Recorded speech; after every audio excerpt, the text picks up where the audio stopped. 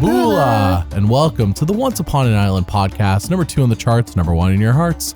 I'm your host, Wesley, and of course, I am joined by my lovely co-host, Mary. And today we're talking about Survivor 49, Episode 9 Winner Analysis. We're going to be ranking all 8 remaining players. Mary, we haven't heard from you in a couple weeks, so I want to know, what have you thought about, last week's episode and this week's episode? I thought, well, besides the just travesty, I guess, of the let's split you up again and half of you wins immunity. Besides that, I thought there's been some really good gameplay that's happened in the last couple weeks. I think the last couple episodes have been interesting. I've been surprised at who has gone home each week. So that's always, good. You don't want to know who is going home every week and be right every time. I think it's been much more exciting the last couple episodes than it was at the beginning. I think it's still unfortunate that we know Savannah and Rizo are on season 50 because each week I'm almost on the edge of my seat thinking, okay, one of them has to go this week, right? They're in such a bad spot. So the fact that they're still in it isn't necessarily surprising because we know they do well. But I don't know. I did enjoy the last couple episodes. I thought there's been a lot of good moments, a lot of good strategy, a lot of good development of the players as characters and as people, obviously. So yeah, I'm enjoying it. I think this season will be better for those who get to watch it in the future on a binge, not spoiled by who's on 50. Right. Like I said, I was again disappointed by them splitting up the tribes last week. Was it, I'm sure you guys talked about this last week on the podcast, but was it a good idea for Savannah to be able to go over there or not? I don't know if it changed the outcome at all of the vote. You think MC was going no matter what? I think Rizo was going to make MC go no matter what. And MC also dug herself in a hole by revealing secrets and talking back and forth. So yeah, I think MC was probably I don't think Savannah helped that. She didn't have to use her vote. She didn't, vote at all in that tribal. So clearly MC would have gotten home anyways. Mm-hmm. I didn't see her talking that much to that many people about the strategy of getting MC out. It was more she was there and observing. And Savannah didn't even vote. So yeah. In essence, it was like Savannah wasn't there, though I do wonder how much her showing up gave Rizgod confidence to do what he did because he didn't play his idol. Right. He doesn't play his idol 3 weeks in a row now where it seems like it's surprising that he didn't, because the rule of thumb is if everybody knows you have an idol, you play it. Mm-hmm. But somehow he keeps evading this, and it's not due to lack of target, because people this week again, we're going to talk about Rizgod in our sections. Again, they were talking about getting rid of him. So it's not like a Xander 41 situation where it's like, Xander has an idol, seems like a threat to us, but nobody's talking about him. Mm-hmm. It's not that. No, it's the opposite. It is a target. Yeah. I almost want to say Savannah and Rizo have lucked out quite a bit in the last couple of episodes. And sure, there is an element of luck, but they both have worked really hard to get to where they are. And I'm enjoying watching that. So yeah, MC got voted off last week. How'd you feel about that? Like I said, I was surprised. I did not expect it to be MC at all. I think, just watching Rizo work everyone to get things to go his way, it really was pretty cool. But also, again, like I said, if MC hadn't have gone to Jawan and said, hey, Sophie S is throwing your name out there. If MC had have shared about her idol with her closest allies or whatever, maybe she wouldn't have gone home. I think she would have been in a tighter spot because she did really play the game as a lone wolf for the most part, except for Steven. So that, I think, is what came to bite her in the butt. But at the same time, was it going to be her that night? No, it was supposed to be Rizo.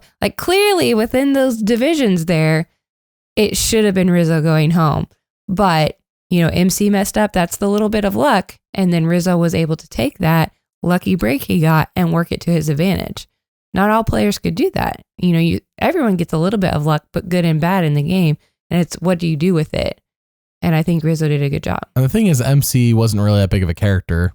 Right. I don't know. I kind of liked her, but she just never delivered. And then this week, Alex got voted off. What'd you think about Alex getting voted off? Do you care that Alex is gone? As far as a character, we both talked about after the merge, his stock just tanked basically. Whereas Sophi B seemed like she was still a major part of the story because she's connected to Savannah and Rizo. So we thought it might not be too long coming. He again is kind of trying to play that lone wolf, middle of the pack strategy, which ended up especially with this group not working out for him. So I wasn't necessarily surprised in the fact that it was Alex. I was surprised it was Alex this week. Yes. I thought that, clearly you want to keep him around as a number. I know people were debating, well, if he's going to flip on us, then he's going to be a number for them, and we don't want that. So I get the logic to an extent, but really it's just compared to the game plan that they had, it seems like plan C or plan D or E out of all the good plans that could have happened. Sure, it wasn't a bad plan, but I don't think it was the best plan for Sage, Jawan, Steven, that side of the groups. But yeah, again, a little bit of surprise because I still expected it to be one of Rizzo's group. Not necessarily surprised that it ended up being Alex just because of his gameplay so far. Okay, and last question before we rank everybody. This is the big one. I know because you live with me, because you're my wife, you've heard about this, but have you heard about the cheating scandal? I heard briefly about it. You did talk to me about it. Outside of me, though. Have you heard about it? No, not outside of you. Okay. So for those wondering what we're talking about, there is a strong rumor backed by many, many players that before season 49 started, there was a lot of players pre-gaming and talking to each other when you're not supposed to be. You're not allowed to. And I gotta say, since I made that video I made it on Monday, uploaded it on YouTube on Tuesday. It's only been 2 days since then, as of time of recording this. And since then, there has been more developing. There's been more developing news. And even I've heard from players that I can't, off record about it. And I can basically say people were pre-gaming and talking to each other when you're not supposed to even be talking to each other. So the video is what I'm allowed to confirm. There's been a couple more things. It might be worth a part 2. Just depends on how much more comes out about it. I'm waiting to see. But there was 2 players removed from 49. Right. Again, this video is 10 minutes long. It's very condensed. I put everything I could into it.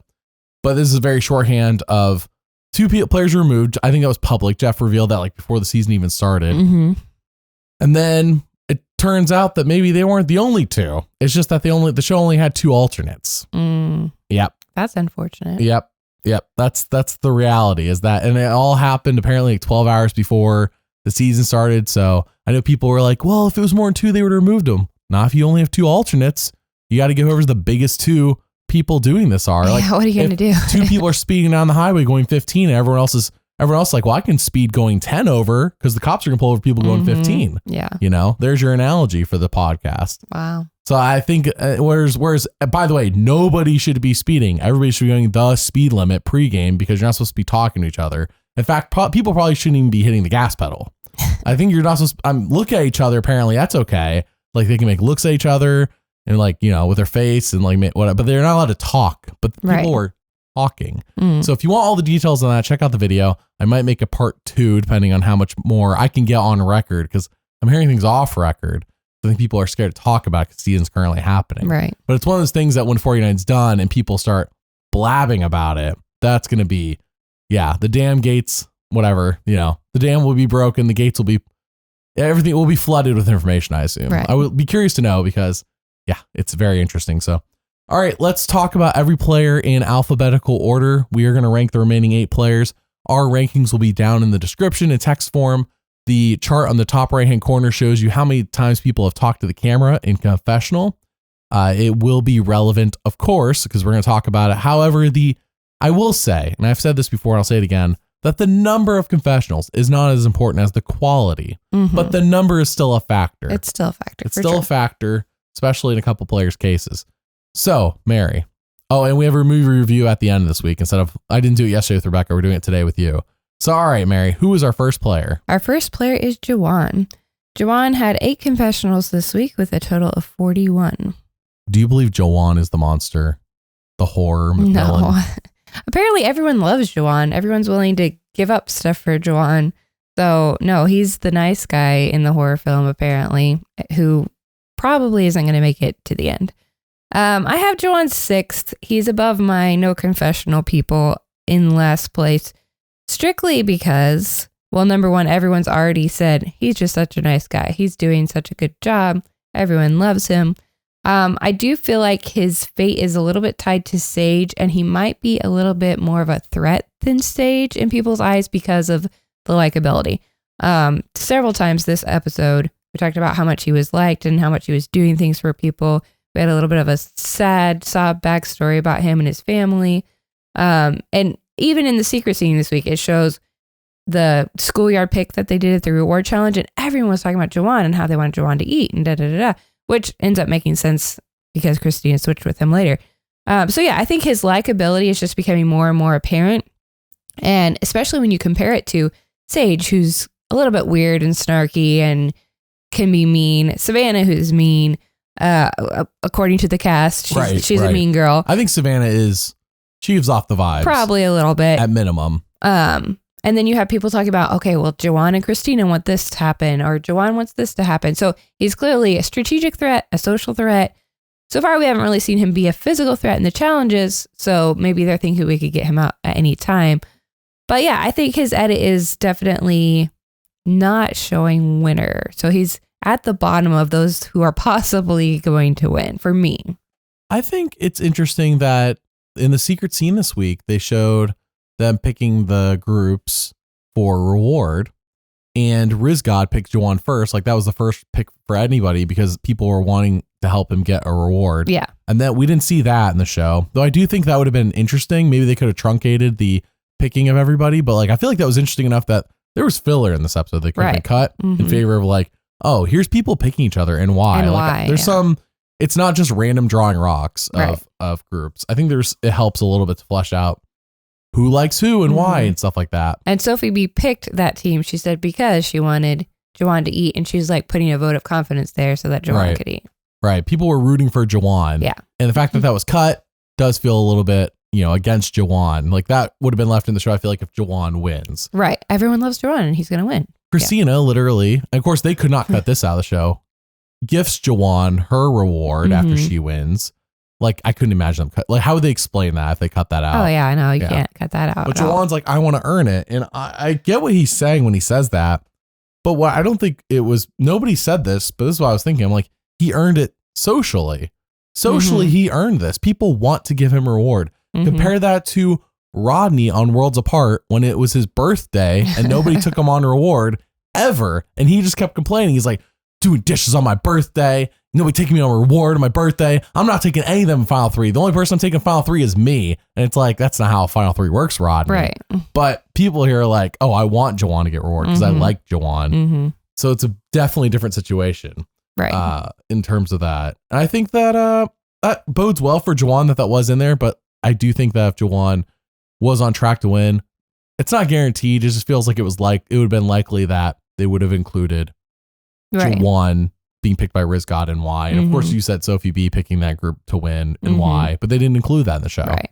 And they had time. Well, if you look at what seems to be the tribe division right now, we have Jawan, Sage, Steven, and Kristina on one side. And we have Rizo, Savannah, and Sophi B. And basically Sophie S, we're pretty sure, on the other side. And if you look at the Jawan Sage team, like I said, Jawan seems to be the one making most of the strategic moves. Sage wanted to get Jawan out, or wanted to write his name down as a possibility. And then I remember in this episode, somebody saying, oh, Jawan is really pushing for this vote or something like that. This is supposed to be the opposing force, by the way, to Savannah and Rizgod, and then they voted with them last night. Oh my gosh, yes. I want to talk about that Go too. ahead, talk about it. Well, and that's what I'm saying. That's what I'm saying. So Jawan seems to be the strategic, although I feel like it probably is more Sage and Steven, but he's kind of the face is what I'm trying to get to. Okay. He's kind of the face. And then we see, like I said, Rizo, we'll talk about this when we get to Rizo, but Rizo masterminding, I want to say like hypnotizing, but it's not hypnotizing, basically convincing this other side to vote for Alex, and they follow him. And that's what I don't quite understand is they say we got to get Rizzo out, we got to get Savannah out. They're big threats. They have these idols, they have these advantages, they're winning, they're confident, they're good players, but they're convinced, they follow them still. They still follow them. So Jawan, as much as he is trying to lead his group and his tribe or whatever, he still is swayed by someone else. And I don't think, like, there's times to compromise and to vote people who are on the fringes out and not go directly for your enemy. But this was definitely a time you didn't want to vote somebody on the fringes out. And I know they don't know about Savannah's extra vote and all of that, but still, it just seemed like, yeah, let's go along with Rizzo because it makes sense. And it's like, he's the one I want out. Why am I voting with him? So to me, it's just kind of like a weaker player. I don't know. A weaker player who allows their own plan to be switched to your opposing team's plan. 2-3 weeks ago, we were like, how are Rizgod and Savannah going to dig themselves out of this hole they have come entering the merge? And here we are 2 weeks later, like, oh, okay.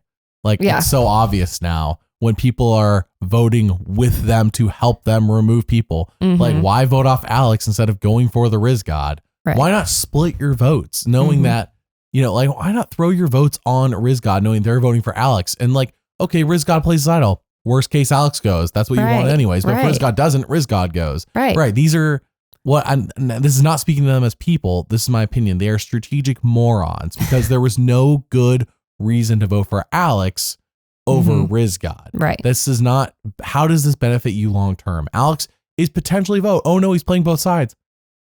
Okay, and how is that worse than the person who's against you? Like, they're against you and you're not going to get them on your side. The guy playing both sides could be on your side, could not be on your side. Who knows? There's the benefit he might actually be on your side. Right. But you vote him off anyways. Okay, well, now you've lost what was maybe a number to now you know who, I don't know. Is it the better the enemy you know, the enemy you don't? But in this case, I think the enemy you don't could have been an ally. You're just a moron. Yes, it hasn't been tested yet. And, and we can't include Steven and Kristina in this because they did vote for Sophi B. Right. I don't knock them. They're not the ones I'm knocking. I have other reasons to knock Kristina. We'll talk about that later. But in Jawan's confessionals, he's saying, you know what? I don't really trust Rizzo, but I think he has a point. I don't really trust Alex. And it's like, oh, okay, my word, but like one's working against you. Right. So that's I think Jawan dropped for me this week, just strictly based on, come on, you're a nice guy. You're so nice. And you're just being led around by these people. So I don't see him winning. Jawan for me is number 5. I probably should put him at 6 alongside with you, but I do like that Jawan seems to generally be liked. If he reaches final 3, maybe he's like a GOAT. People are like, we like you, Jawan. We just can't vote for you to win. But then again, I don't know. Like there was like 2 people this week that said they don't like Savannah. And then you get people last couple weeks as well. And I don't have an exact count. I want to say at least 3 or 4 people have said they don't like Savannah. At minimum 3, because I know MC also said it on top of the 2 people this week with Kristina and Sage. Mm-hmm. If Jawan's sitting next to Savannah, and I don't know who the third person is, Jawan could win on the basis of we don't like Savannah. Right. Like, Savannah, maybe she played better, but like we don't like her. She's mean. Like, that's very possible. And then like, okay, why didn't Jawan get asked back for 50? Well, he wasn't really an exciting winner. Right. That could be. And there's a couple of people I can say the same thing. It's like, why wasn't this person asked back for 50 over Savannah Rizgod? Well, they weren't really that exciting of a winner. Right. That's the reality of like, is Savannah guaranteed to be the winner? No. Is it likely? Sure. The statistically, it looks on paper, it makes sense. But then I'm like watching the show and okay, I've heard people multiple weeks in a row, many times say they don't like her. But then again, these are the same people that voted with Rizgod and Savannah, like strategic morons to help them. That's what I'm saying. Just because you're likable, you still have to have a little bit of strategy. You can't just wing it. I don't know, man. Like, it's like baffling because then they all maybe Savannah gets the end and just clean sweeps whoever she's against. You know, we're like, oh, okay, what was all that talk of we don't like her? I mean, that's this group of people could be that group of people. Right. I just don't understand. What was all that pre-gaming for if you're just going to do this stupidity? The pre-game you should have done was, I don't know, watch some YouTube videos about how to play Survivor. Maybe, like look beyond the edited show, listen to some podcasts, get some like actual like helpfulness. Right. Talk to old players. I'm sure there's old players out there that would talk to you that you're allowed to talk to. Right. Oh, there's so many. Yeah. Like you could talk to almost anybody. People at 49, I'm sure maybe they couldn't talk to people from, they could in person, it'd just be off record. You talk to people from a new era seasons. Yeah. Like you wouldn't like podcast them or whatever, because I'm not sure you're allowed to do anything like that. Right. But yeah, you could talk to so many people about who are good at the game, by the way. Don't be asking no pre-mergers about how to play. But yeah. All right. Jawan for me, number 5, number 6 for you. Who is next? Next is Kristina. Kristina had 8 confessionals with a total of 21. She is the most confusing story to me. She was talking about MC was in her final 3. I was like, what?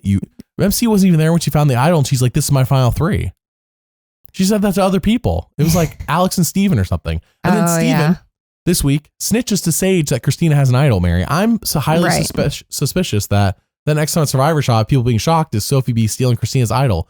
If Savannah potentially wins another immunity, Rizgod has an idol and Sophi B has an idol. If I'm the other side, I just forfeit. What are we doing here? Right. Like, this game's over. Like, this is okay. Like, how are we going to stop you? You guys have 2 idols and an immunity, and we're a bunch of strategic morons. I hate when I play an online game and I'm on the losing team. And I'm not saying I'm like good, but I'm saying I'm competent. I speak from experience in this aspect. I have played online team games, and I'll be a competent player. Like, I know what I'm doing. I wish my hands would catch up to where my brain's at. Does that make sense? Sure. You need more practice. Yeah, I wish my hands would catch up to more. Even when I was younger and more fast, I was like, I wish my hands were as fast as my brain. Anyways, point being is that I don't think that's the case in the people opposing Savannah and Rizgod. Yeah. And Kristina is a great example of, like, I'm so confused by her storyline. She got 8 confessionals this week, but, like, I don't know. I just feel like Kristina is getting dunked on. Yeah, she's the only player remaining. Let me double check real quick. That has had 2 0 confessional episodes. Yeah, I'm pretty sure. So I think, and then even before tonight, her highest confessional episode was 3, and she only had 2 of those. So it is confusing when you don't ever hear from this player or see her talking to other people what her game is. Yeah, it's just unfortunate. And then all of a sudden we get 8 confessionals from her because there's less people. She gave Jawan a reward. You know, yeah. I don't know. She's number 8 for me because she's had 2 0 confessional episodes, and her storyline isn't clear. We don't know much about her, and even her own alliance is snitching on her to other people. So yeah, it's not a good look for Kristina. Plus 2 episodes of 0 confessionals. Right. Yeah. Right. That's huge. Like that. I mean, it's hard to ignore, like, all these, like, the show doesn't know what to do with her is what I feel like when it comes to Kristina. That's why she got 2 episodes of 0 confessionals. They don't know what to do with her. And to be frank with you, I don't either, because she's all over the place strategically. Right. I wanted to say, and I could be totally off, she wanted to play for her mom because she watched Survivor with her mom, but maybe she also wasn't like a big actual Survivor fan and she's just doing it for her mom. I don't know. But yeah, it does seem like she's a little out of her depth. She doesn't know quite what's going on, except, again, she was one of the only 2 that voted for Sophi B. And I don't know if that was still made as a group decision. I don't know. Like, why would you still vote for Sophi B if your alliance is voting for Alex? So I don't know. Was she sticking with the plan? Yeah, I don't know. Don't think the plan was that. I thought the original plan was to split votes between Sophi B and Rizgod. And then if Rizgod plays the idol, Sophi B was out. Right. But just like the alliance didn't fall through with this plan. Or not that it would, and they thought Sophi S was on their side, so they thought it was going to work. And they didn't know she had basically flipped. Like, Sophi S, I don't blame for flipping. Sophi S flipped because she came back to camp and everybody's like, oh, you're here still? Oh, it's you? Oh. Like, I don't blame her, but they assumed she was on their side, so they thought they had the numbers to do a split vote plan. And they didn't. But then they didn't do the plan. That's what I'm saying. Was Kristina not important enough in their alliance to say, hey, we're actually voting for Alex? Or was it still like, just let her still vote for Sophi B in case craziness happens? Like, yeah, I don't know why her and Steven still voted. So she was left out, you're saying, of the new plan of voting off Alex. Right, yeah. Right. She was still in on the old plan, which was split votes between Rizgod and Sophi B. I don't know. I think she's been dead in the water for a long time for us in terms of winner analysis. To me, she gets her idol stolen next week. She might as well just forfeit. Like, honestly, like, you want her to quit the game? No, I don't mean that. There's not many times on Survivor I could say you might as well just quit. But she shouldn't quit. She should be dragged to the final 3 as a go. Right. That's always the backup plan. Yeah. At least get the 75K from beginning in 3rd place. I think that's how it works. It's $1 million for first, 100K for second. It's like 75 or 80K for third. I get that 80K, get that 75K. Mm-hmm. Yeah, like, I'm not saying give up. I am just saying though, like, my motivation would be dead in the water if I'm on the opposing side of 2 idols. And the way Savannah's going, if there's an endurance challenge next week, another immunity, Right. Like, there's no reason, by the way, for Savannah to throw it and be like, oh, I gotta lower my threat level. No, that's not the position she's in. That's not the kind of person she's in. So if it is an endurance, it's between her and Sophie S, as we've learned. Yes. And both of them are on the same side now. Sophie S is now on the Savannah side. Mm-hmm. So where's the opposing force? Right. At the moment, it looks like Savannah, Rizgod, Sophie S, and Sophi B are Final Four. Right. Unless something happens, which is possible, but not with the way the advantages are stacked. Exactly. Right. And then we got that scene of Steven telling Sage about Kristina's idol. And it was in this episode, but there was no follow-up. There's no resolution, nothing. Like, it wasn't played this week. It was reminded to us this week in the previously on Survivor. Mm-hmm. That just means that it's going to be happening here soon. Like, they showed us that because, hey, this is going to be relevant. It's not relevant now in this episode. It's going to be relevant next week when the jury's shocked that Sophi B in her secret knowledge power steals Kristina's idol because it gets leaked somehow to, and I'm going to assume through Sage, it gets leaked through Sage to Sophi B that she has the idol. Because why else would it show Steven telling Sage? What other purpose was that scene? I think that is helping to explain that Kristina's on the outs in her own alliance. Yeah. And this is a dumb alliance. That's why she was. It's not a great Bottoms alliance. up. It was that's the correct name. They're then bottoms up, I guess, this whole time. Kristina for me is last place. She's 8th. And that's simply due to 2 episodes of Zero Confessionals. Though same. I don't think she would be much higher, even if she had 1 episode per confessional, like or 1 confessional per episode. I mean, right. Where do you have her? Same, 8th. All right. Who's next after Kristina? Next is Rizo. Rizo had 4 confessionals this week with a total of 42. That's incorrect. Let's try this again. Who is next? Rizzo. Rizgod. He's the Rizgod, baby. All right, well, if even Jeff doesn't call him Rizgod, I think I'm okay in calling him Rizzo. Jeff should be calling him the Rizgod. No one should be calling someone else. No one else is the Rizgod. He is the Rizgod. All right, go ahead. Sorry. 4 confessionals this week with a total of 42. I think this week, like I said, this week and last week, I was genuinely impressed with him. I want to be kind of annoyed at his confidence and his cockiness, but it's working for him. With this group of people, he's really just running away with it. So it's really fun to watch him. I feel like like he's like a little giraffe who's running for the first time, and he might stumble a little bit and be a little wobbly, but he's still running. And people like him. I don't know. Clearly he's smart. Clearly he's strategic. He finds the even remotest possibility of cracks, and he just widens those to the best of his ability. So, he was the one that really wanted to pick up Sophie S. He was the one that really wanted to put the target on Alex because he's right in the middle. And just, honestly, like I said, he's had a little bit of luck here and there, but for the most part, he survived strictly on his confidence. And I still can't believe his charisma, his confidence. Yeah. I still can't believe he didn't play his idol last night. Even if you're confident the other side is going to go with your plan, you never know, because this is the opposing team is all of a sudden saying, yeah, sure, we'll vote with you. They should be lying. Like, that's just the smart move. I still am unsure why, but he's, as he said, and it's smart, going out at 10th or at 9th or at 8th is still nothing, if you don't make it to the end. Mm-hmm. So if he goes out now with an idol in his pocket, to him, that's the same as getting to 4th and going out with using his idol. You know what though? Is it though? I would rather go out in 4th, have played my idol. I get this saying, it's like, if not first, you're last, but I would rather go out in 4th because I played my idol versus going in 8th because I didn't. I agree. I don't see why I wouldn't want to make it 4 more places. If I would go in 4th, that's because I lost fire. Well, the jury. That's on me. The jury is paid the same no matter what, right? So if you're looking at it strictly for the money, it's based the on when higher you the go place, out? the more you get paid. Okay. I know that's not talked about on the show, but it is common knowledge that's why it's worth saying. Every episode you're there is more money you make. Right.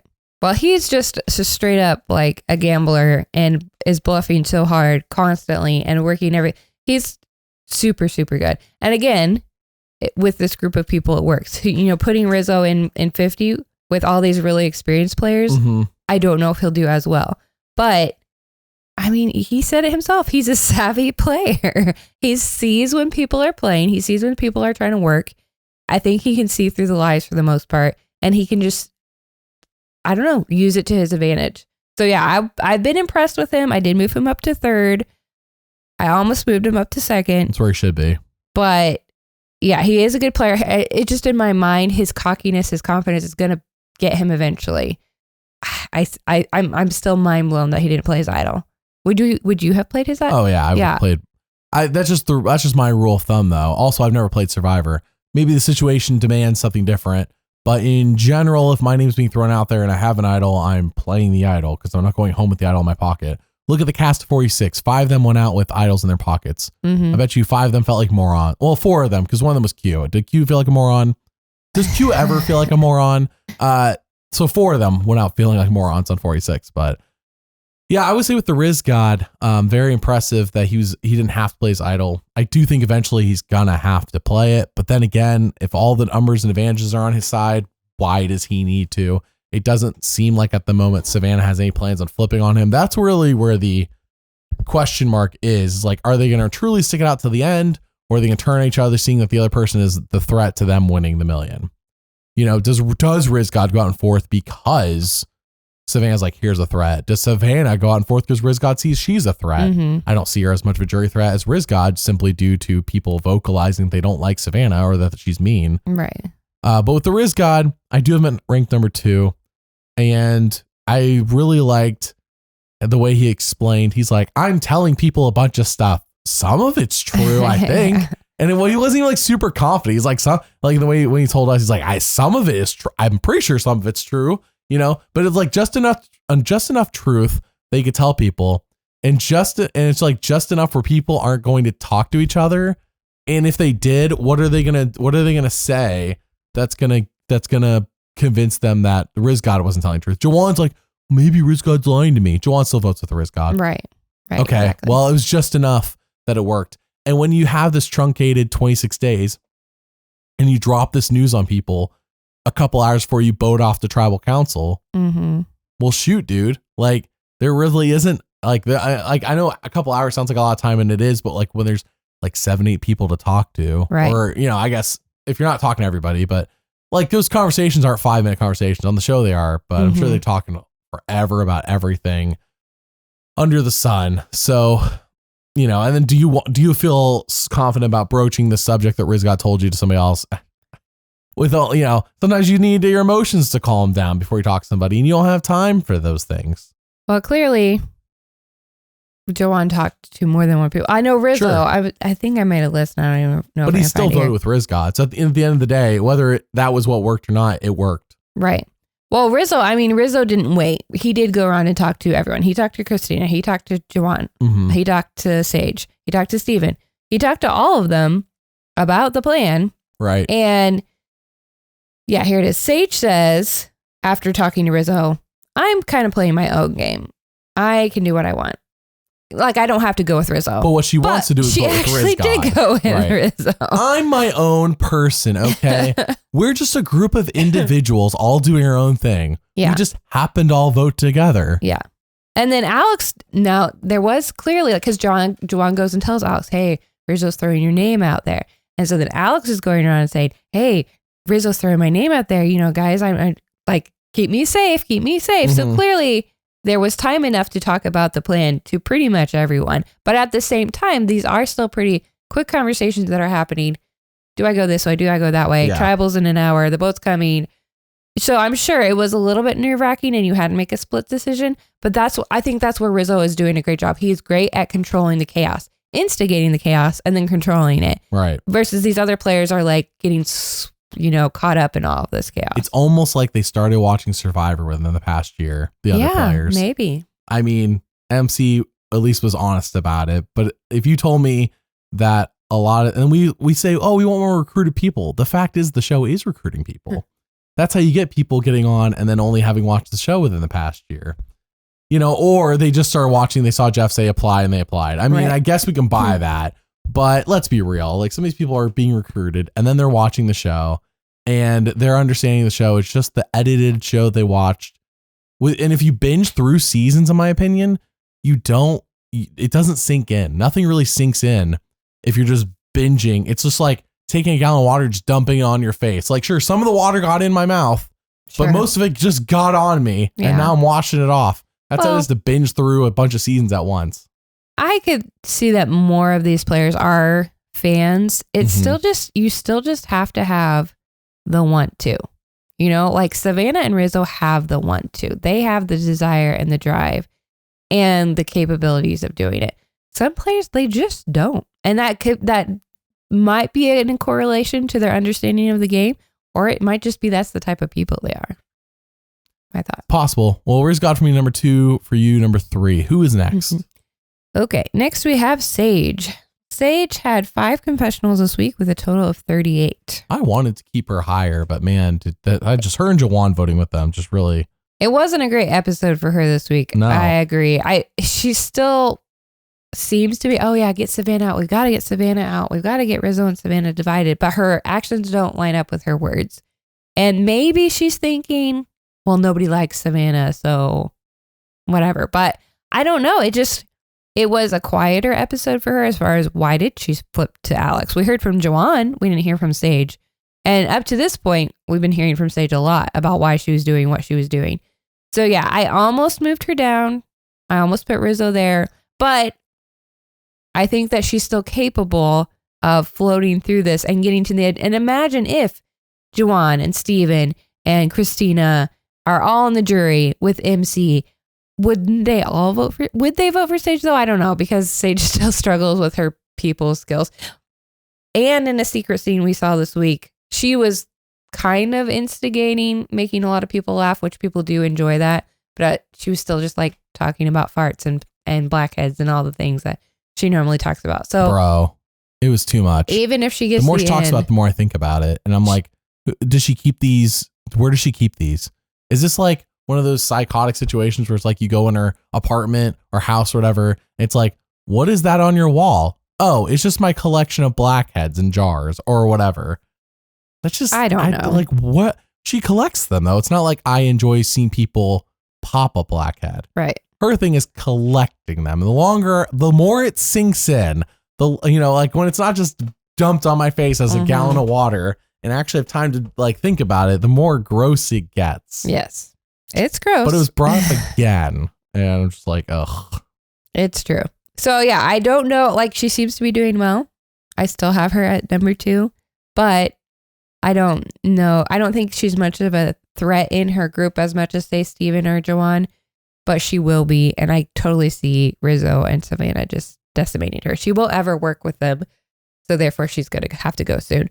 So I probably will drop her down next week, but for now, she's still number 2. She's not in a bad spot. I don't think she's in a threat. She's number 2 for you? Yes. I think it's either going to go Savannah and Rizzo are somehow destroyed or they're not. And if they're somehow destroyed, Sage is the outlier. But if they are, yeah, I should have moved her down. I think the more real analysis is that the winner of the show is somebody who didn't want to come back for 50, which I find more and more unlikely the further we get along and see who's left in the game. Or B, because originally I just thought that about Nate. Or B, they were not more interesting than Savannah and Rizgod. And in this case, I guess if Sage was competing with anybody for a spot in 50, it would be Savannah. Right. Sage is her own unique person. Mm-hmm. Savannah is her own unique person. Do you get if Sage beats Savannah in a final 3, does Sage get asked first? You know? Yeah. No, I think. You think Savannah still gets asked first? I think so. Okay. Whereas like Rizgod, I don't see another man on the season that's more interesting than the Rizgod. And that says a lot about, I mean, I thought that the Rizgod is like top tier Devon's Christian Ubicki-esque. Right. But it just says a lot about the men that were cast in the season, in my opinion, in terms of how interesting they are on the show. So I don't know. Sage for me is number 4. But frankly, at the moment, I'm just like, who's going to beat Savannah and Rizgod and just not be interesting. And I don't see it being Sage. Right. She's number 4 because like I liked her. And then this week, what the heck, her and Jawan? Why are you guys voting with them? They're just strategically dumb to me. There's just I can't on paper figure out why this is a good move. Mm-hmm. All right. So, all right. Who's next after Sage? Well, next we have Savannah. Savannah had 3 confessionals this week with a total of 58. And I want to check. No, she did have a week where she only had 2 confessionals. I want to say it was her lowest confessional week, but that's well, she has the case. most by far with 58. But she still has the most with 58. I mean, we've danced around it like the whole time. We think Savannah's the clear winner, and not just because she's on Survivor 50. I don't think it's clear. I think every week we're getting people undercutting her. Well, okay. You can talk about that in a minute. You go and talk about why it's clear. To me, it's clear. If you take away the fact that she's on 50, Savannah and Rizzo are just completely running this post-merge. They're making the decisions in the time that they need to make them. She saved her extra vote when she could have used it just to be safe. She's not a safe player. Neither of them are safe players, and the risks they're taking are paying off. So smart strategically. Also in the challenges, like I said, she just wants it. You have to, these endurance challenges, yes, you have to have some muscle, some strength. You know, most people, your average day person, probably isn't just going to win this by sitting down and doing it. But at the same time, it's a mental thing. And she has this shark mentality of she's going to go for it and get it. Now, I know you're saying, well, she gets to final tribal and no one's going to vote for her. I think she is really good at talking to people. I don't think no one. I think some. I think I don't know if it's enough. Yeah, and you could be right. I still think that she's going to be able to charm the jury. I think she will take out Rizzo eventually because she'll see him as her biggest opposition. I think she takes Sophi B and no one's voting for Sophi B at the end. I'm not sure who the other third person, possibly Kristina, possibly Sophie S. We'll see. And if you get that one magnificent player who's won all these immunity challenges, who's survived the vote so many times, how can you not vote for her? Like, she's the epitome of a really good survival player. Besides the fact that she can be a little bit mean or not as great personally. She wins immunity and she's like, oh, I guess I'm not being voted off now tonight, right? And it's kind of like, that's, I think, was the vibe people get from her. And it's off-putting. Now, she does need to sit next to the right people then to win. And I'm not saying it's not possible. I am saying that the show, time and time again, has showed us people who are annoyed / don't like Savannah. And it's been enough times where it, to me, I haven't like kept an exact record. Maybe I should have, of who has said this and how many times they've said it. Of course, is very possible to flip a jury member to like you. It's very possible somebody goes Ponderosa and changes their mind for good or for bad. Mm-hmm. But at the moment, the show is portraying there are people who do not like Savannah, and it's beyond just like, it's not like, oh, she's just strategically against me. I like her. It's, I don't like Savannah as a person. Sure. From multiple people.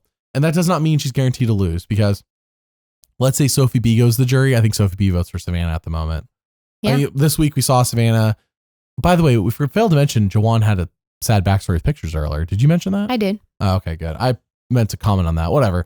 Because Jawan did his thing and he's like eating the chicken and there's like ketchup on it, but it's supposed to be like blood during his confessional. Yeah. And it's supposed to be like, oh yeah, Jawan the killer. Sorry. Because Savannah, in my opinion, is the real killer. Yeah. Jawan's just the fake out to me. Like, that is not the red herring. He is not the killer or whatever, the monster. Anyways, with Savannah, she gave that sad backstory last week with Steven, and then this week kind of again with Sophi B. Yeah. She's like, Sophi B, I haven't told anybody this. What did she tell Steven last week? She hadn't told anyone she was a reporter. What did she tell Steven last week? She just said I worked with a group of people. Oh, she kept it vague, and then the confessional told us. Yes, okay. Yes. But like, who cares? Right. That's like, gives me the same energy as Ghost Island when Chris, the guy who's like ripped with the 6-pack, is like, everybody, I have a secret I need to tell you. And he legitimately thinks this is a secret. And he goes, I, back at home, am a model and nobody cares. Yeah. People are like, okay. And right. That's what I'm getting here. And I know she only said Sophi B, and to her, this is a big deal. But like, I'm on the island, I'm like, oh, you're a news reporter? Oh, okay. Right. Like, all right.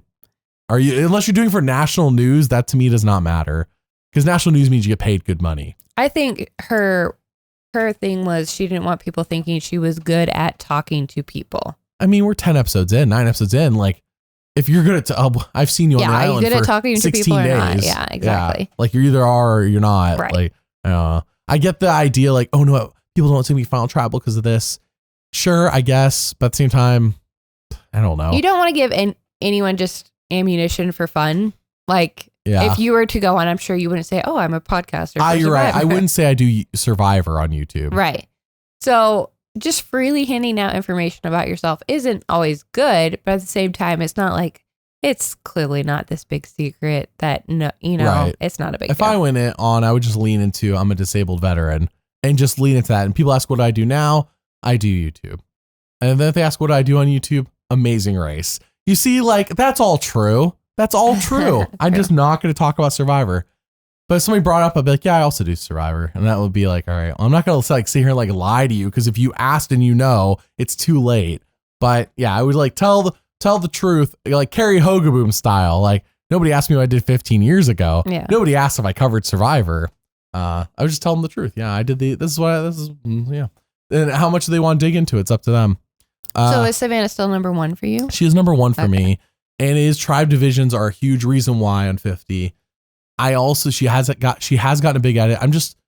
I cannot sit here and be like number one locked, no question about it, because there has been multiple signs of her not being liked by people. And if she wins, it doesn't seem like if she wins, to me, it seems like a 1 vote difference kind of deal. One of those situations, because I'm not saying it is. I don't forget how many people are going to be on the jury. You get the idea when I say 1 vote. Like, it's going to be super close if she wins. I don't think it's going to be like super obvious Savannah wins if we didn't know the tribe divisions of 50, because we've seen many times over many seasons where people seem to have dominated the season. Then they get to the end and the person that gets respected by the jury is not that person. Mm-hmm. You saw Michelle beat Aubrey on 32. Aubrey was the fan favorite to win, loses to Michelle. Natalie White beats Russell Hantz, the most notorious one. Right, Russell Hantz is the most extreme example. That's somebody who people did not like. And the show tried to protect for like 10 episodes until it was just too long. They couldn't protect him anymore in the edit of Samoa. But in the Heroes vs. Villains, they just let it all out there. Like, they didn't cover up any Russells, why people didn't like him. But in Samoa, they did, because they really wanted you to like Russell. And like here, like, they really want you to like Savannah, but at the same time, they're showing her flaws, which is partially because of 90 episodes, I'm sure. But I don't know. I just think there's enough evidence here where it's not a lock. I have her number one. I don't think I've ever moved her from 1, but it's not a lock. Like, if Sophi B, who I think we're talking about next. Sophi B had a total of 5 confessionals this week with a total of 45 overall. So with Sophi B, if Sophi B wins, I could see the show be saying she's not more interesting than Savannah. We got to ask Savannah back for 50. Yeah. I can see that. This is the prime example of, do I like Sophi B? Yes. Is Sophi B super interesting on Survivor? So far beyond the first few episodes when like her tribe kept going tribal, not really. She's been okay to me. Even if she's playing smart. I think that she is playing smart. She's super loyal, clearly, even when the numbers are against her. And I think that she's playing well. But is she the strategic threat that Rizo and Savannah are? So far, we haven't seen that. Is she the physical threat challenges? No. Is she even the social threat? We have seen her talk to other people and seem to be, liked for the most part. But it's not like, oh, people are giving up a reward for Sophi B or anything like that. So I have her at 4th. And again, she probably could do better than Sage. I could have switched her around a little bit. But I definitely see her making it to the finale. I just don't know who she could be at the finale unless it's Kristina. Unless it's a super bitter jury. Sure, Kristina, yeah. But like, with a bitter jury, what is Kristina's loyalties? I don't know. If she's sitting next to Savannah and Rizo and say that's the final 3, a bitter jury could say, you know what? We don't like Savannah and Rizo. Sophi B's been super sweet to us. We'll just vote Sophi B. That's possible, but I don't know if this group would respect her gameplay that well. If Sophi B could slap Savannah and Rizgod onto the jury, that's 2 votes. I think that's who they vote for. Everybody left in the game. I don't see her turning on them though. Okay, and that is part of her game. Yeah. It's like, is that good or bad? That's the thing. I think so we're looking at, is this going to be a bitter jury? This cast, just along with the 48 cast, for the most part, to me, a disappointment. Like, not that great of a cast, this one in the 48. I feel like our peak of New Era was 45 through 47. There were duds in all those casts, but like those are the peak seasons of the New Era for me. 48, 49 have not lived up to the middle of the New Era hype. And I say this because I don't know, will this jury respect and be like, okay, the game above all, like my personal feelings, while they are a part of my voting, are not everything. Because we see some jurors who like personal feelings are everything for them. Flippin' Marianne, while I enjoyed her as a winner, had a juror with a shirt that said feminist on it in high, and she was sitting next to two guys. Personal bias, right? Would he have voted for any woman sitting next to those two guys? Probably. And that's just my conjecture. I understand. So like, I'm just giving an example of the new era of a juror who probably voted solely based on my personal feelings versus gameplay. Marion earned it, by the way. Sure. Just giving an example. So do we have jurors that are going to vote based off of their personal feelings? Because if they do, Savannah's already lost like 3 or 4 votes out of a jury. I don't know. Jawan had a crush on her. Well, that's my assumption. I think it's a jury of 9 or 8. I forgot how much. I think they do 8 jury members. So it's going to be, because we've had like 5 to 3 votes. So we have 8 jury members and potentially 3 to 4 of them don't like Savannah at the moment. At the moment. And you can say that. We're going to see, obviously. I think that it's possible that they could overlook the emotions and see the clear strategy, the gameplay that she has. She could, even at Final Tribal, make some genuine connections with them. Right. Reveal her sad backstory of, oh, nobody liked me and I overcame that here and you didn't like me, but I'm still at the end. I don't know. So I see both ways. I still have her at number 1. Well, we're talking about Sophi B, and my reason for bringing all that up is that Sophi B is the antithesis in terms of, I don't think anybody has anything against Sophi B. People seem to generally like Sophi B. She hasn't done anything. Maybe her stealing Kristina's idol next week, if that's what happens, is a turning point strategically. Erica in 41 did not have a turnaround in her story until episode 10. That is next week for Sophi B. Sure. Episode 10, she took off. And I want to point out that even I think Rachel, while Rachel was somebody that you had clocked at the beginning of the season at number 1, for most people, she did not really take off until the last third of the season. Yeah. Michelle Fitzgerald did not take off till the last third, like last couple episodes of the season. That's when the jury's like, holy crap, I've been overlooking you. I actually think that your game is more impressive. Sophi B could pull that off, but she needs to do more of what we've seen so far. And so far we've seen somebody who's just kind of like chilling, not being like, she's kind of viewed as like, oh, it could be on both sides, but not in an Alex way. Kind of like, we think we could use her. I don't know. She's kind of being overlooked. So she needs to get above being overlooked. She is, yes. Right now, I think she's Savannah's puppy dog. And everyone's like, that's what she said earlier. Yes, I want to be Sophie's puppy dog. She's Savannah's puppy dog. She's not a threat. We can throw votes on her to weaken Savannah. But yeah, I think, again, that's if it's going to be a bitter jury, then Sophi B, because she's so sweet and nice and everyone likes her. And I do see Sophi B making it as the finale. I'm saying Sophi B, if she wins, I could see this like, we don't like you, coach. We're voting for Sophie. We don't like you, Savannah. We're voting for Sophi B. Or in this case, Soph. Yeah. That's what I'm saying. I don't think Sophi B, if she wins, is going to be, at the moment, it's going to be because, wow, what a super great game you played. Right. That could change with stealing Kristina's idol next week. But I think it's going to be more of, we don't like you, therefore we're voting for you. At the moment, if that's what happens. Well, we're judging up to what we've seen. I know. I'm just saying, because like, I do think that's what happens next week at Tribals as she steals Kristina's idol. I'm trying to think why else the jury would react like that based on the knowledge we have. Sure, next week's Jeff could be like, we implemented a new twist. We're doing something really stupid. And the jury could react to that stupid twist. Sure. But I'm hoping it's just that the knowledge power gets used against Kristina, because we have set up and established that half the cast know about Kristina's idol.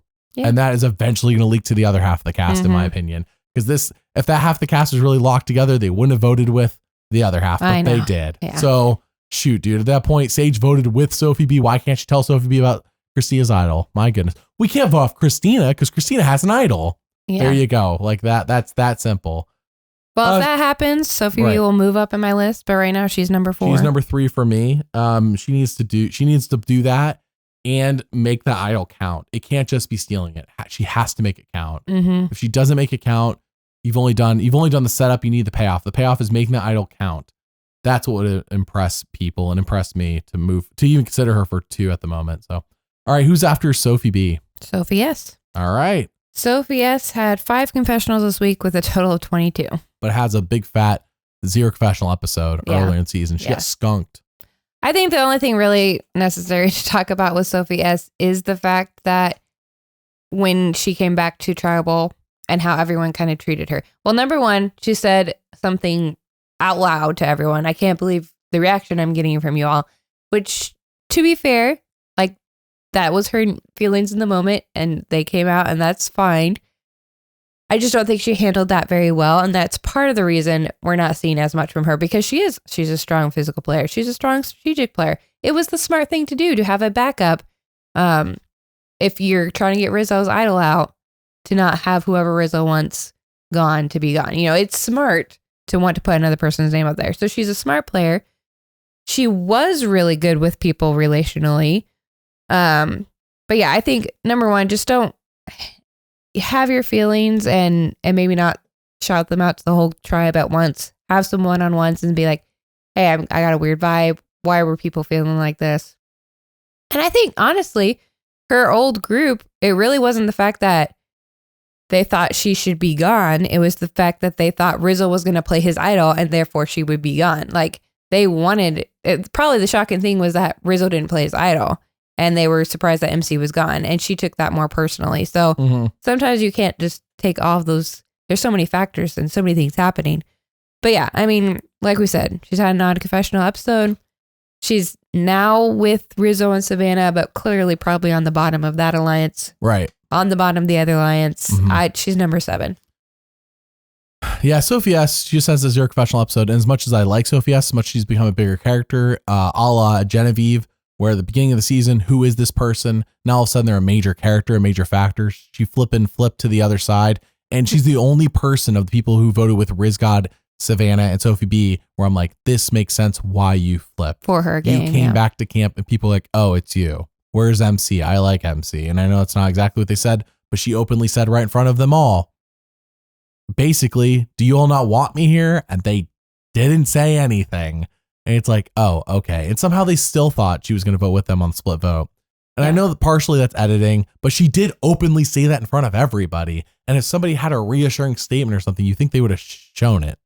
All they showed was Jawan said, well, I'm sorry you feel that way. Yeah, exactly. And that's that's how the story portrays it. Kristina and Sophi B looking at each other and kind of shrugging. Like, why is she overreacting? Yeah, like she's overthinking this. But yeah, so Sophie S flipping was the only person that made sense. I understand why she did it. It should have still been those 5 other people voting united to vote off Sophi B. Yeah. Like, why did they not vote Sophi B off as a united force? If they weren't morons, they would have done that. Because Rizzo seems too scared to play his idol for himself, let alone for Sophi B. They really would have got Rizzo out, honestly, if they split the votes and had Sophi S. Whenever I play social deduction games, though, I say confidently things like that all the time. Am I right?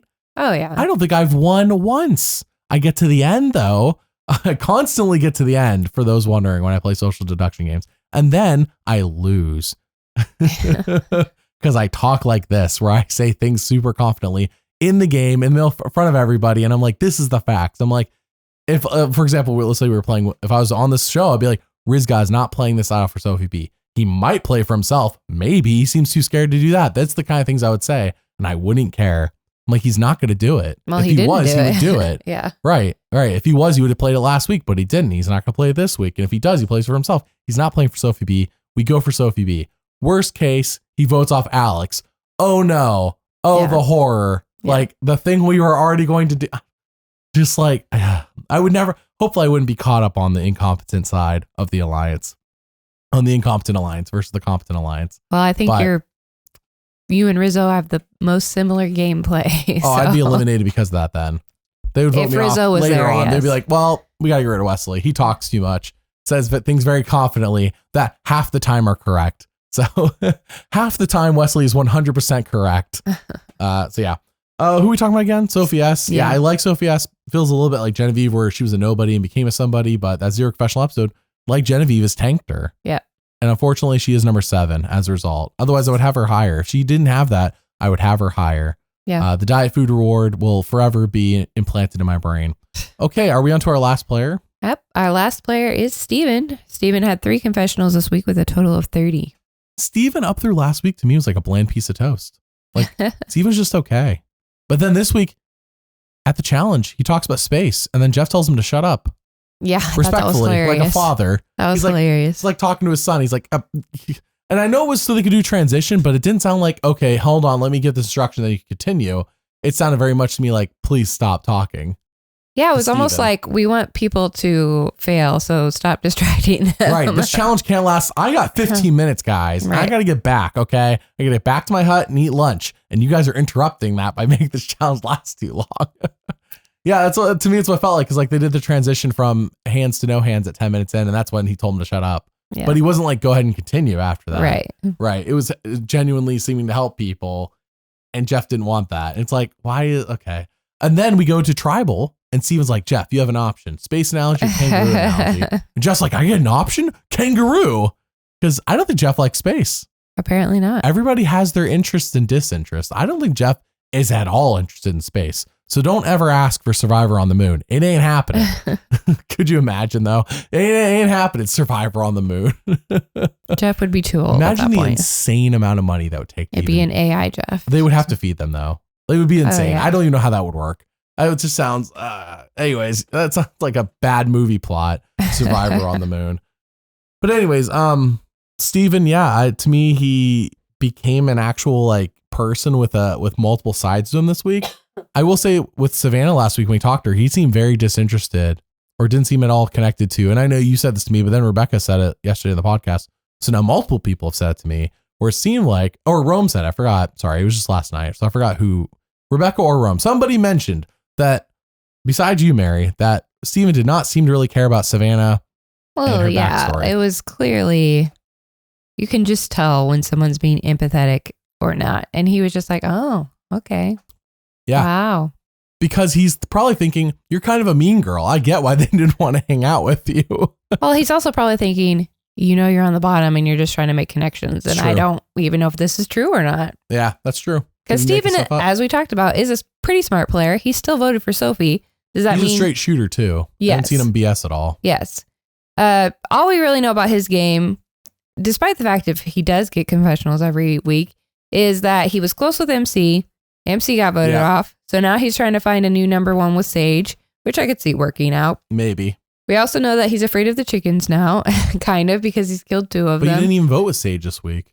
Yes. Yeah. But now, is he with this alliance? Is he not? He kept with the smart plan, in my opinion, of voting Sophi B. Was that because he was told to? Was that because he didn't get the new update in time? Sure.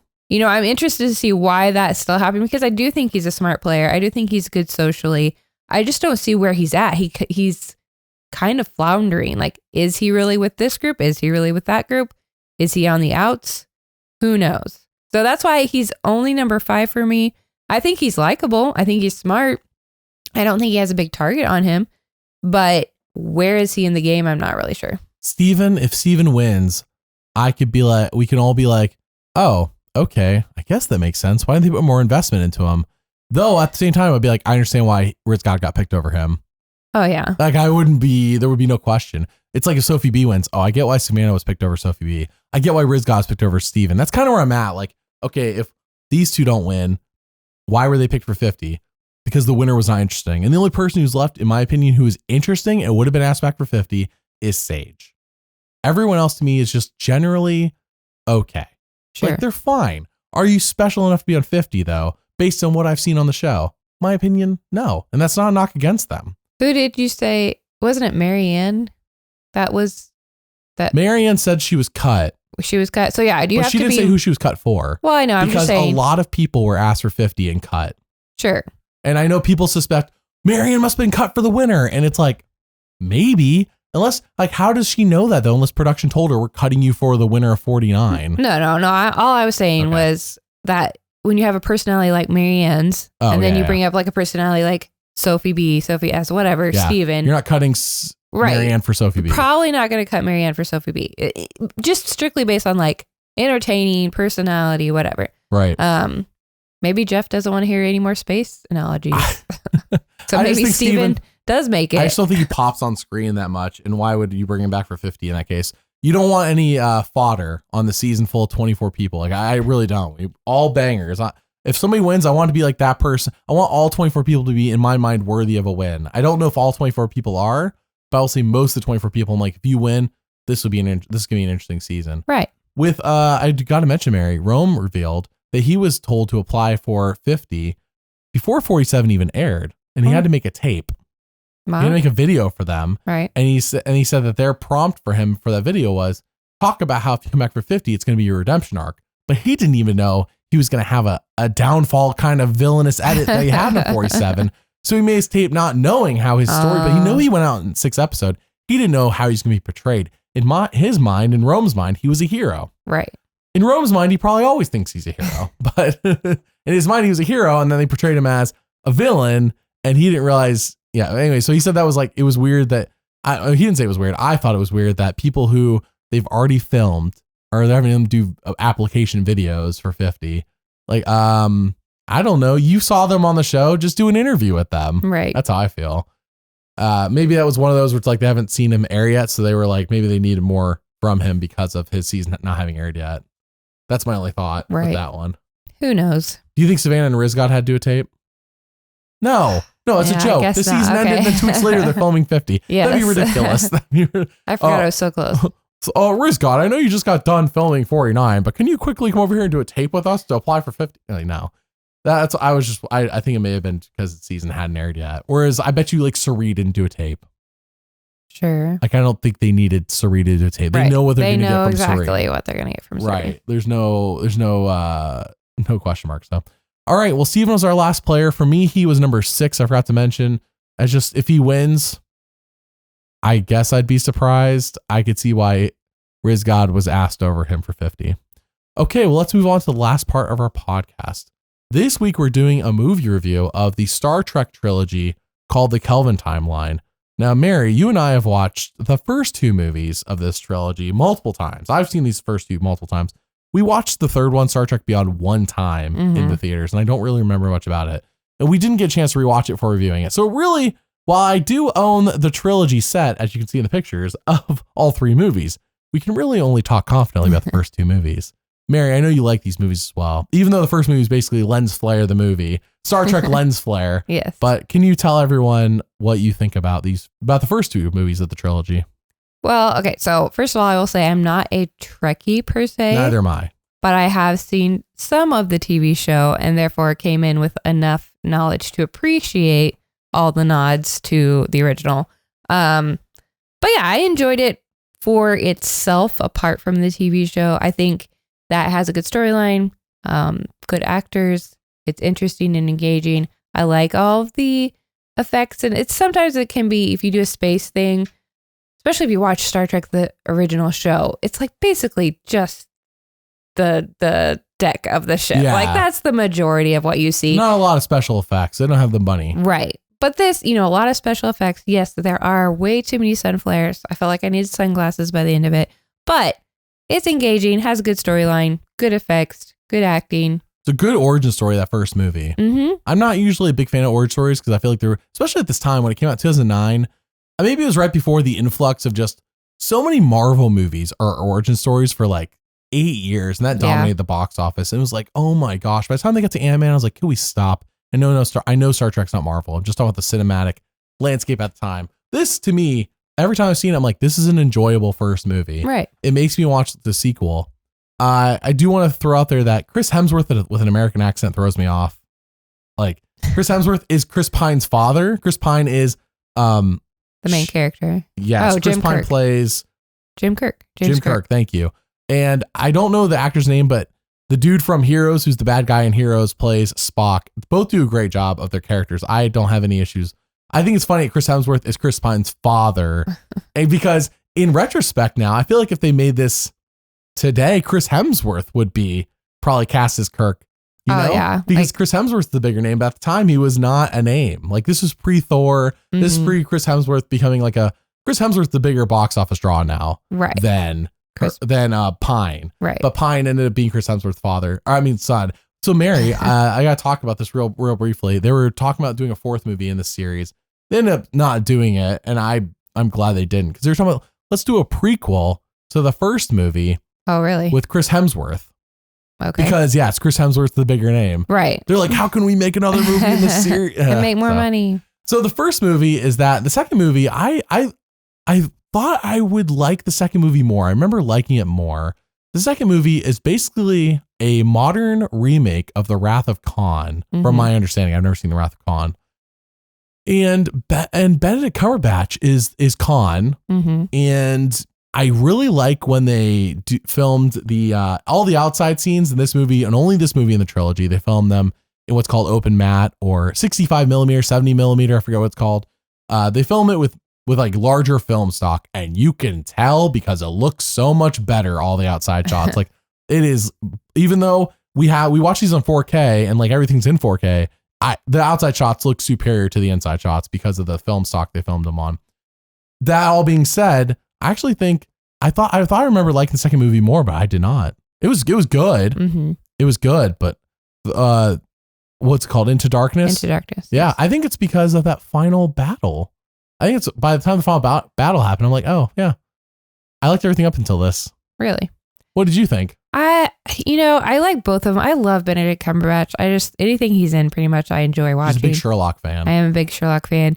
So I enjoyed seeing him as the villain in this one. And yes, and I enjoy like Kirk and Spock's relationship in this one and their arc that they go through. Because the first movie, they're butting heads. The second movie, they're actually buddies. So they're friends. They're friends, but they still, because Spock is who he is and because Kirk is who he is, it takes some time to get there still. So I enjoy both of them.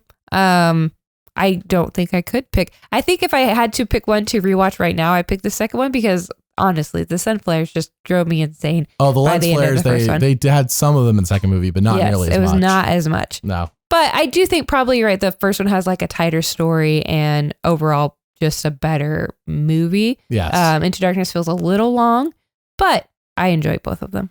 It's a good movie. Yeah. I'm not really complaining. I'm just saying I remember my expectations were, the second movie's better than the first. But then when we rewatched the first two, I was like, oh, wait, I guess I like the first one more. Yeah. Which is not how I remembered it. All right. Well, hey, that's it for this week. Next week, Rebecca and I will be doing episode 10. We don't have a guest. So for those who are, some people are complaining about having guests. Yeah, just the OG team. Well, the OG team is me and you. And then you and I will be back next week to talk about our top 7. All right. Well, thank you all for listening. We'll see you all next time. Bye.